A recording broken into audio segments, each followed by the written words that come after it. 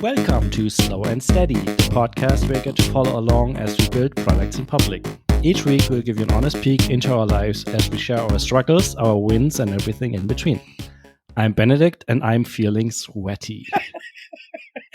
And I'm Benedicte. Today is July 24th. This is episode number 205, and I'm feeling thankful. Oh, that's a much better feeling.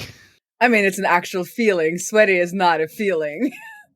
It's not in our feeling Is wheels. it not? I mean, I don't it think does is. not. It does not feel nice. It does not feel nice. So you are part of the heat wave, then, I imagine. Yeah. I mean, admittedly, it's a little bit better today, but it has not been fun over the last couple of days. And the thing is, like, the days where it's not super hot, then it's humid. Yeah. And it's basically it's always not nice. I can kind of imagine because we've been on the outskirts of it. So in Scandinavia, it's just been, oh my God, we have lovely summer nights. That I'm also thankful for in my thankfulness era. But also then we've had these like tropical storms that we haven't seen before. So we've gotten both sides as well. But for us, like the very warm is still just like a nice summer. It doesn't. Still quite nice, yeah. I think we've had like 27 Celsius at the most, and then we're all complaining. This is the Norwegian summer for you. It's like, oh my God, it's too warm. It's too cold. It's too rainy. It's like can never be. It's not like that, but that's the same for everyone. Just the adjectives change a little. It's too hot. Yeah. It's too humid. But it's too rainy. But I do feel, especially for those like really, really nice summer nights. One night we were like, we're not supposed to be sitting outside. We were like, okay, we should take a early night, and we just like we can't. Like this might not happen again this summer. And then it happened again the next day, and we were like, but we don't have time for this. Like what do we do? And we were like sitting there on the deck, and the kids were like playing in their boat. And it was like 8 or 9 o'clock, and we were like talking about maybe we need to reel this in. Like they have to go to bed because they had a full day, and then we're like, but we can't. Like this is what summer memories are made of. That you just like, they drive around in their little boat for. I think they ended up being like midnight before we kind of reeled them in and everybody went to bed. And since it was still early summer, it was still light. Like now it's getting darker, but it was still, so it was just like that, like magical, perfect, where you just can see the kids and you're like, this is going to be one of those summer memories. We just can't kind of cut into that. And then we paid the day after, obviously, because everybody was super tired, but it was worth it. Yeah, you have to do it at least once, I guess. Yeah. So we're thankful for this crazy weather, but I feel you. I do not do heat well. Yeah, me neither. And it's like the annoying part is like it doesn't cool down enough at night to actually sleep well. Like I'm sleeping without a blanket even, and I'm still sweating. That's not nice. Oh no. But have you got anything done, or have you just been in a state of, I don't know, what heat fever? No, it's okay. I can get stuff done. And actually feeling quite positive about the progress so far. Like as I mentioned, I had a little bit of a slow period a couple of weeks ago, but it's fine. Like we're making progress on the product. We finished the exports that I talked about, like self-service exports for like your user data and company data and stuff like that. That's done. We already rolled it out to half of the customer base, I think. I don't think most of them have used it, but a couple of people have used it and haven't had any complaints. So you know how to roll out partially across your user base. Yeah, thanks to Flipper. So yeah, we're doing this, and like the very first person that used, or actually the second person that used it, found a bug, which was kind of nice. But we were able to fix that and also do some other improvements. And now we haven't had any more complaints, and we had like 20 exports or so in the last couple of weeks.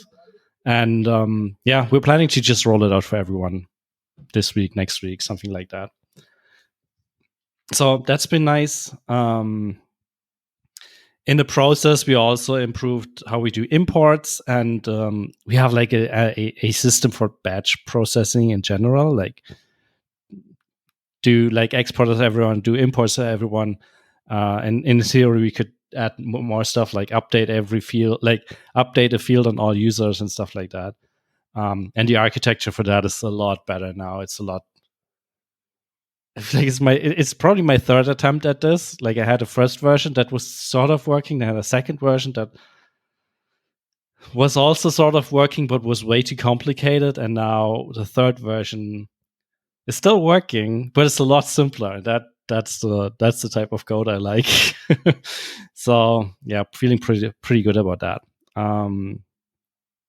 Other than that, we're working on a couple small features. For example, this week and a little bit of last week, we were working on two-factor authentication, because it's been coming up, and I think it's a reasonable feature request. It just hasn't been a priority so far. We're getting it as well. Like it's one of the Jeff showed us on Monday in the team meeting. He like every time somebody requests it, he just does a +1 on the Trello card because we use Trello, and it's just like infinite scroll. It's like okay, we're gonna do it. We're gonna do it. Something like that. Yeah, I mean it's not that many people. Honestly, I think in total we have like 3, 4, 5 requests, but for the most part, I agree that it's a good like that we should do this, and so therefore we're doing it. The export feature was the feature that had all the +1s. Like we also track feature requests in Notion, and yeah, we had a lot of requests for that. So I'm glad it's out there, and we're just enabling for people if they ask for it. Yeah. So yeah, that's what we're currently working on. Two-factor authentication. What is your plan? What are you going to be using? Are you going to go for like no, we just added it. We added timed one-time passwords or time-based one-time passwords and recovery codes. Okay. We just built it ourselves. Wasn't too hard. Yeah. Took like backend took half a day, I guess. And currently we're building front end. And the one thing we're struggling with a little bit is on the sign in, because our authentication or like all of the auth stuff in the thing, like in the app, is built on top of OAuth, and OAuth by itself doesn't really have an idea about multi-factor authentication. So now the challenge we're currently facing is like, how do we cram this into this other thing without making a huge mess? We have a prototype working that's just bolted on, but we also have ideas for how we can improve this potentially. So that's what we're currently doing. What are you planning to use for Outsider? I think on Monday it was just like we're gonna have to do this. This is now like one of the top priorities, and we haven't gotten further. So I just wanted to piggyback off of your architectural solution. Yeah, I mean, under the hood is pretty simple. As I said, like we have users, and users now have multiple authentication factors, and one of them is the recovery codes, and the other one is OTP, time based. But in theory, we could like SMS or pass keys or whatever. Because now you send them via email. No, you get a secret for your Authenticator app. Yes, in the beginning when you set it up. Yeah. Yeah.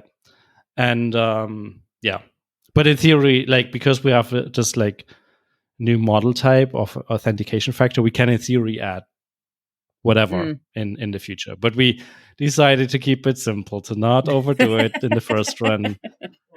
The initial plan was to just do Authenticator apps, and then recovery codes were easy enough to do as well. So those are the two, and we're deliberately stopping at those two for now. Yeah, that was kind of the gist that one of the guys said in the meeting. Like, we'll need some kind of recovery codes, and also a way to kind of I think they worked on products before where people keep locking themselves out, like they lose access to their authenticator app, and so they were like, we also need kind of like a support plan, so we kind of know what to answer in support and stuff when people inevitably lose access to their authenticator app, and also like have some proper help articles around the whole recovery code and that kind of stuff. Because for us, we are very familiar with this, as users. Yeah. We use this for like most of our tools as developers. Like most of the tools, do stuff like this, and people are getting more used to it at work, I guess. With like, at least when I worked in bank, we had like Microsoft had its own like system for two-factor authentication. But I think a lot of users who they ask for it, and then they don't always realize the implications like down the road for like they've heard like, oh, that's more secure, we need it, and that is true, and then you implement it, and then they're like, I can't access my account anymore, and it's like, yeah, well, that's because it's now more secure. So that's true. Like it's it's hard to get the one without the other. Yeah, that's the problem with security most of the time, is that it's not, if it's more secure, it's not necessarily easier or like more convenient and stuff like that. No, it's usually less convenient. And I have a funny story on this. So this, during the summer, my cabin office days, there was like no issues with where I'm now, responsible for the systems operating. But then like a fairly simple request came in that we needed to update the copy for some of the emails we send out. So we do this batch booking process where everybody that has a bike gets called into a fall service, and we needed, or summer service, and we needed to update that copy. And I was like, yeah, sure. And, I'll just go into SendGrid and do that. Turns out that, and I had like some inkling that like we had an issue getting me access to SendGrid, because the guy who set it up, who's quit, is the admin, and nobody can then add extra people. But we solved that by the last developer turning his account into what we just call like a TechWe account and a password. And he put that into one password so I could log in with those credentials. But then there was two-factor authentication, which was sending an SMS to the last dev who was now on summer vacation. I managed to get in contact with him, and he got the SMS. He forwarded the SMS to me. I log in. And then I go to the two-factor authentication kind of settings, and it was like, do you want to remove two-factor authentication? I was like, yes, I do. Because then, these are our email templates. It's going to be fine. Like this is not like one of our threat level issues, And then, and then I removed it. And then I told the last dev, I was like, okay, so I've removed it. So I'm fine now. And then I kind of had to do something else. I went back in to actually do the update. I log in with my credentials, and then they're like, well, you can't get any further without adding two-factor authentication. Yeah. So then I had to add back two-factor authentication that I think involved I think then maybe it wasn't like his, I don't know, remember exactly, but I was like, no. And then I had to add that back in, and now it's my phone number that is connected to this tech @we type email. Right. But this has been like an issue. This is like it's an issue for everyone, but it's especially an issue in like the no code world, because this hasn't only been an issue for like SendGrid. It's like all across the board. You need to have a personal account, and then most of these systems now don't have kind of system API keys. All API keys have to be personal. So the last dev guy, he'd created API keys. So if we remove his user, all systems go down, because none of the API keys are then valid anymore, because they have to be then created for me or for somebody else and then added back in, because they're all personal API keys instead of kind of system-wide API keys, or I don't know, accounts. Right. Which I find a little weird, because, if I'm going to use Airbase, or it's Airtable, which is what we use, there's going to be a lot of integrations that are like accounts on the account level, but you're not allowed to use account credentials anymore. So we've solved this then by adding this like tech user that then holds the credentials, which is basically, they made it more secure. We make it less secure by, or like we go back to, but they can then check off, all credentials are personal, but I managed to get into SendGrid, managed to update this email, but all of this was happening while Lillian was at this like race at their cabin. They have this like full day race where they take little boats around the peninsula, is that the word? Where anyway, and do like tasks. But because there was a warning for kuling, is the Norwegian word, which is like really strong wind, but not like storm, but like almost. And 40 to 60 milliliters of rain that day, they was like, we need to put everything on land. We can't have 12-year-olds being captains in this weather. And then I got stuck in this rain. So I was like soaking. I was like wet all the way into my skin. So I had, and then this like, this thing came through, like, we need to fix this now because we need to send these batch bookings. So I then had to text Ola, who then had to put on all his rain clothes, change of clothes, and my laptop in a waterproof bag, get it over to the harbor so that I could do this work before I was going to drive and pick up somebody else.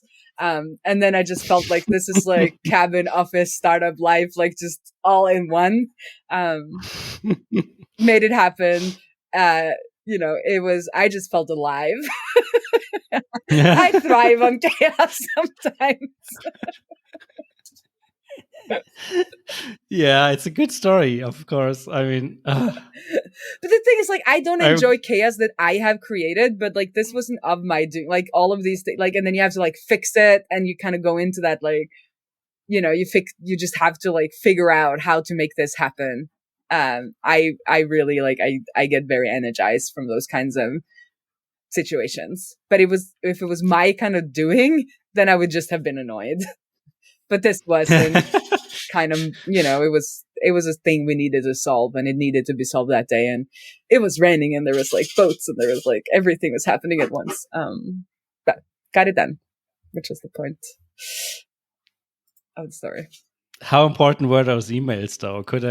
Probably could have waited a day. It probably could have waited a day. But the thing was that somebody else was going on vacation, and also like that is kind of a little bit of the deal that I have to like, I promise I'll try to fix things within like 48 hours. I could have waited a day.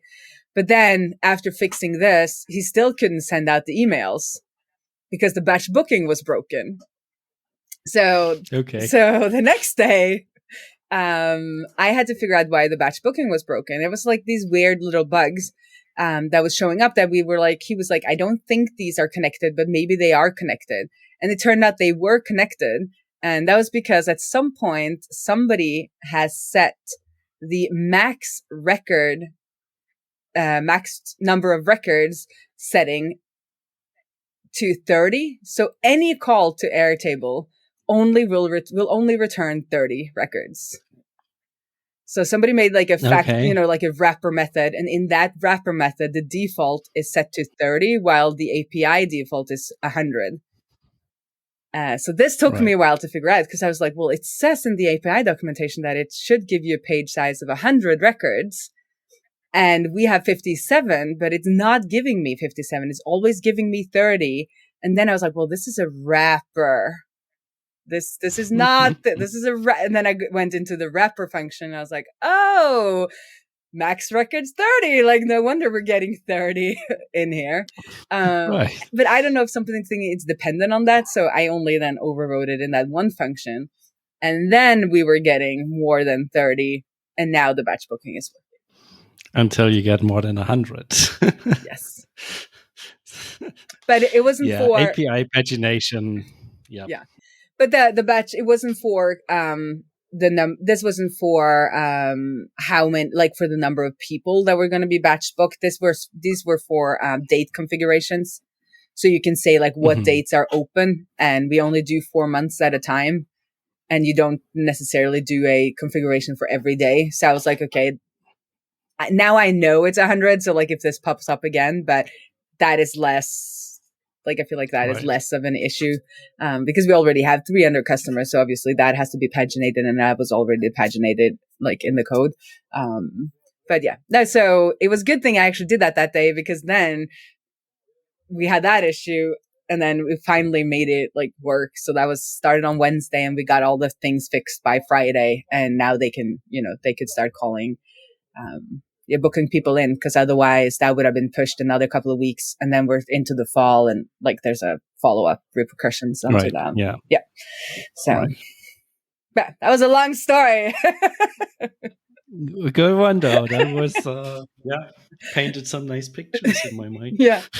And while I was doing the latest updates on that Friday, the weather was beautiful. I was sitting on the deck outside, just like enjoying. So we've had all kinds of weather, from like one day where like soaking into everything, and then to the next day where it's like beautiful and you can just like sit outside the whole day.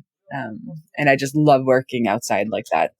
It just, I don't know, I've said it before, still feels like a vacation when you can sit on a deck and like watch the ocean and do a little bit of coding. Like it's, anyway.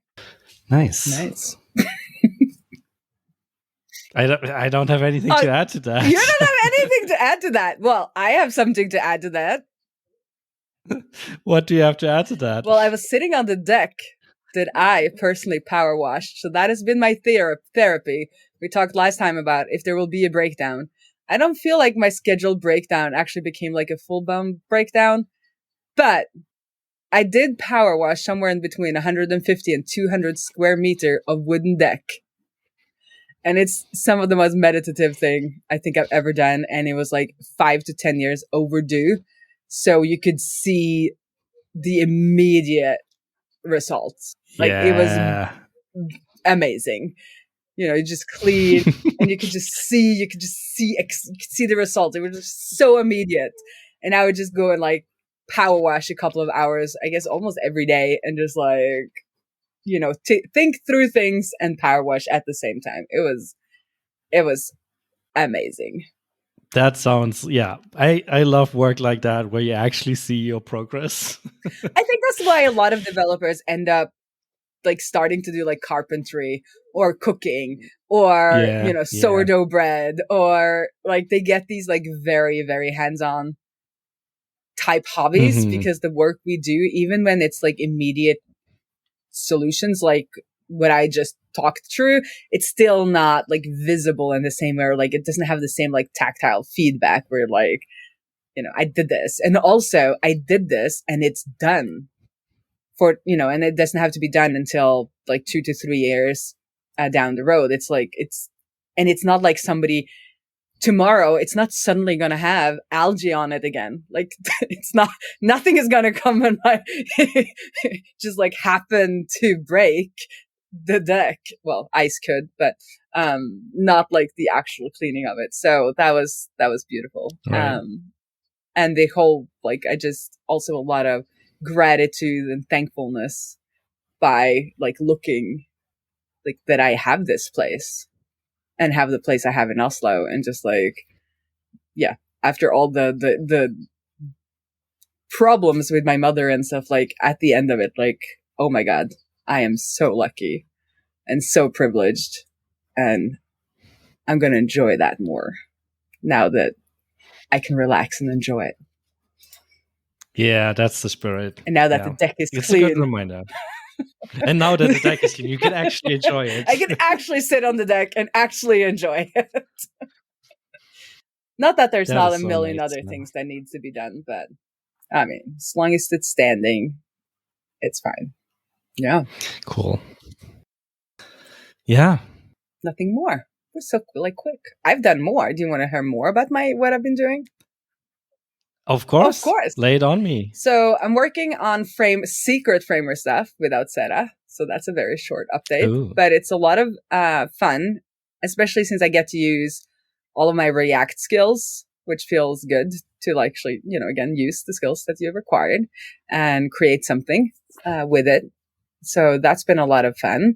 And I will obviously share when it's not secret anymore.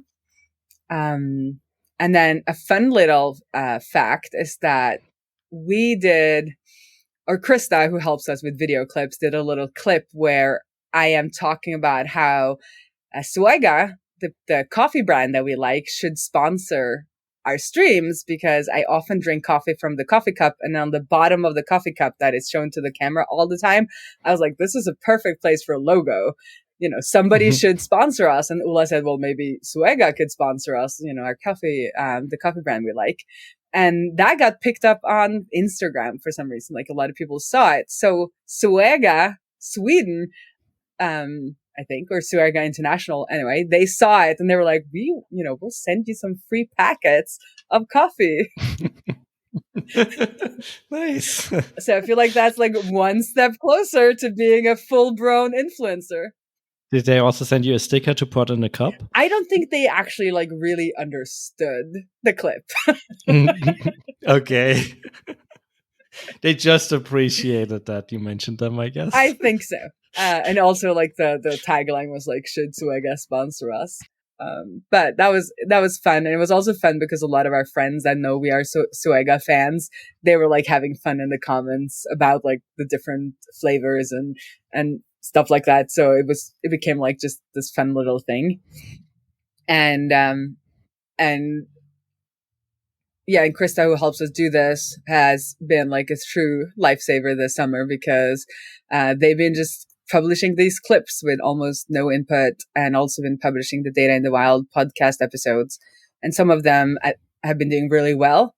And I just told Krista, let's just like do it again. Like, just start at the top and share clips again, because I felt like the traction came in like the 6th or 7th episode. And people started sharing, or at least one person, Steven, he was like, oh, this is a gem of a podcast. People should listen to it. And then it was only 2 more episodes, but I'm like, who cares? We're just like, this is evergreen content. So we can just start at episode 1 again and start sharing clips and sharing the links to the episodes, and then just like keep that going. Especially when I don't have to spend a lot of time doing that. Like, it kind of just, for me, It just happens like magically. It's a good reminder to just keep recycling the content that you have. Like, 2nd time, 3rd time, 4th time, it doesn't, like, just keep going.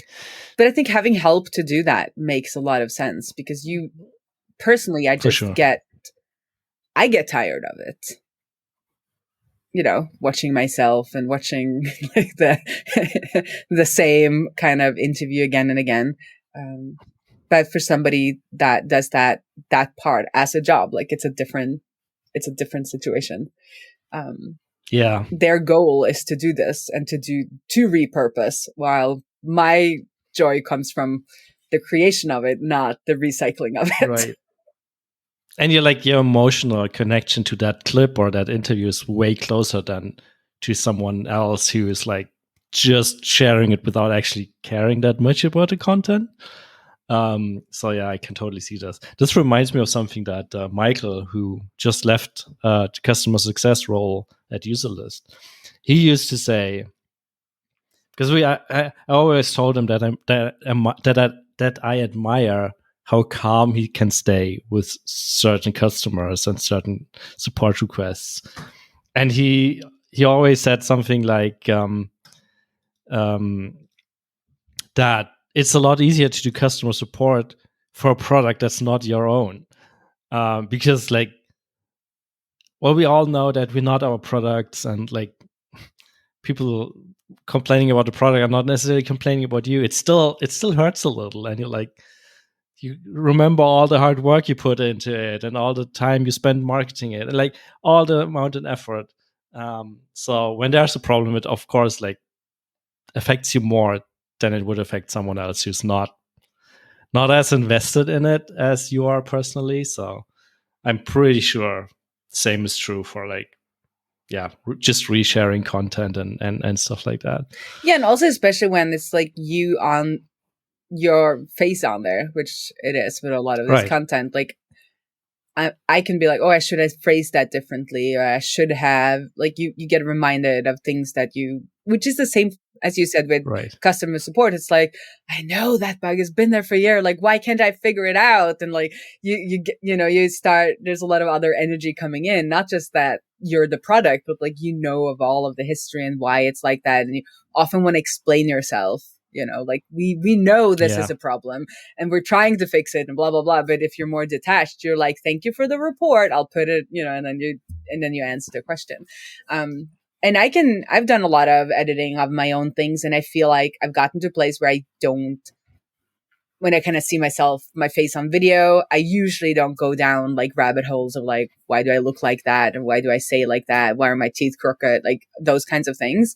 But especially in stressful times, like it's easier to go down that path. If if you're already feeling bad about something else, like it's easier to just like go into those kinds of things.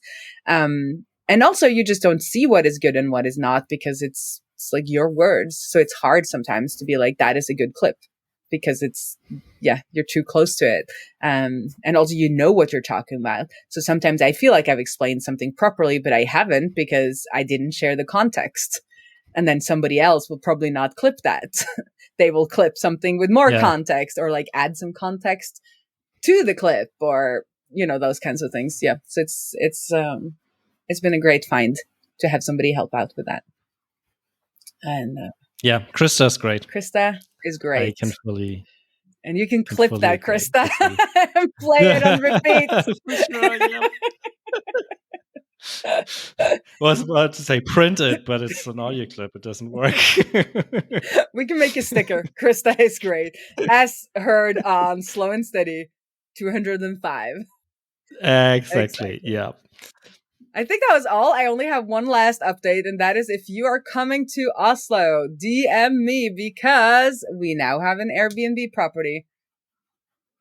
Oh, tell me more. Is it the old camper van in your backyard? No, it is the old factory, which is basically 2/3 of our property. But it's a separate unit. It's a spacious, what did we write? Spacious studio apartment or studio space. Because there are no doors or walls, because that's not how we do it in our families. So you have to stay in like a larger space, but there is now a nice bed and we will like clean it up. We have some work to do throwing out stuff to like make even more space. But we already have 2 bookings. So they're coming in 14 days is the first booking coming. And you will be sharing the space with a cat. So you gotta like cats. Or at least not be allergic to cats. So that then my wife's out. Yeah, but the cat's old, so just give it a couple of years. You can come stay. Okay, let's see. But yeah. No, DM me. I'll send you the account, or send you the link.